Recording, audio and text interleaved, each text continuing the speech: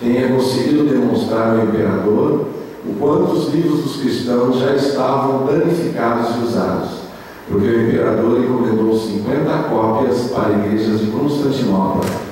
Provavelmente essa tenha sido a primeira vez que o Antigo e o Novo Testamento foram apresentados em um único volume, para agora denominado Bíblia. A primeira tradução. Estima-se que a primeira tradução foi elaborada entre 200 a 300 anos antes de Cristo. Como os judeus que viviam no Egito não compreendiam a língua hebraica, o Antigo Testamento foi traduzido para o grego. Porém, não eram apenas os judeus que viviam no estrangeiro, que tinham dificuldade de ler o original em hebraico, ou o cativeiro da Babilônia. Os judeus da Palestina também já não falavam mais o hebraico. Septuaginta, ou tradução dos 70. Essa foi a primeira tradução, realizada por 70 sábios. Ela contém 7 livros que não fazem parte da coleção hebraica, pois não estavam incluídas quando o cânon, ou lista oficial do Antigo Testamento, foi estabelecido por exégetas israelitas do final do século I depois de Cristo. A igreja primitiva geralmente incluía tais livros em sua Bíblia. Eles são chamados apócrifos ou deuterocanônicos e encontram-se presentes nas Bíblias de algumas igrejas. Esta tradução do Antigo Testamento foi utilizada em sinagogas em todas as regiões do Mediterrâneo e representou um instrumento fundamental dos esforços empreendidos pelos primeiros discípulos de Jesus na propagação dos ensinamentos de Deus.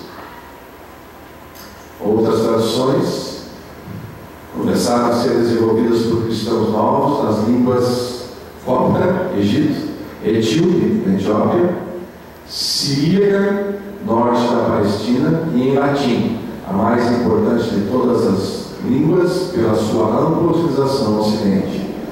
Por haver tantas versões parciais e insatisfatórias em latim, no ano 382 d.C., o bispo de Roma nomeou o grande exégeta Jerônimo para fazer uma tradução oficial das Escrituras. Com o objetivo de realizar uma tradução de qualidade fiel aos originais, Jerônimo foi à Palestina, onde viveu durante 20 anos. Estudou hebraico com rabinos famosos e examinou todos os manuscritos que conseguiu localizar.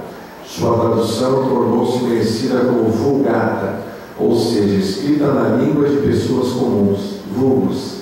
Embora não tenha sido imediatamente aceita, tornou-se o texto oficial do cristianismo ocidental. Neste formato, a Bíblia difundiu-se por todas as regiões do Mediterrâneo, alcançando até o norte da Europa. Na Europa, os cristãos entraram em conflito com os invasores godos e hunos, que destruíram uma grande parte da civilização romana.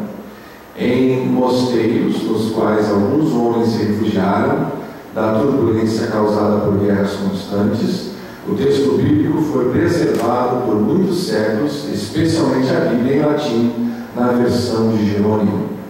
Não se sabe quando e como a Bíblia chegou até as Ilhas Britânicas.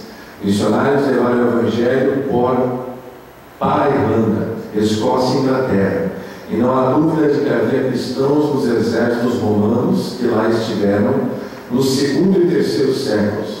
Provavelmente a tradução mais antiga na língua do povo dessa região é a Venerável Bede. Relata-se de que no momento de sua morte, em 735, ele estava ditando uma tradução do Evangelho de João. Entretanto, nenhuma de suas traduções chegou até nós. As traduções de passagens e de livros inteiros foram surgindo. Na Alemanha, em meados do século XV, um ourives chamado Johannes Gutenberg desenvolveu a arte de fundir tipos metálicos móveis. O primeiro livro, de grande parte produzido por sua prensa, foi a Bíblia em latim. Cópias impressas, decoradas à mão, passaram a competir com os mais belos manuscritos. Esta nova arte foi utilizada para imprimir Bíblias em 6 línguas antes de 1500: alemão, italiano, francês, tcheco, holandês e catalão. E em outras 6 línguas até do século XVI: espanhol, dinamarquês, inglês, sueco, húngaro, islandês, polonês e finlandês. Finalmente, as escrituras realmente podiam ser lidas à língua desses povos, mas essas traduções ainda estavam vinculadas ao texto em latim.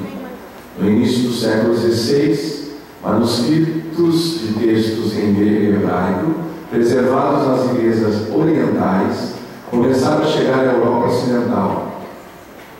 Havia pessoas eruditas que podiam auxiliar os sacerdotes ocidentais a ler e apreciar tais manuscritos. Uma pessoa de grande destaque durante este novo período de estudo e aprendizado foi Erasmo de Roterdã. Ele passou alguns anos atuando como professor na Universidade de Cambridge, Inglaterra. Em 1516, sua edição do Novo Testamento em grego foi publicada no seu próprio paralelo da tradução em latim. Assim, pela primeira vez, estudiosos da Europa Ocidental puderam ter acesso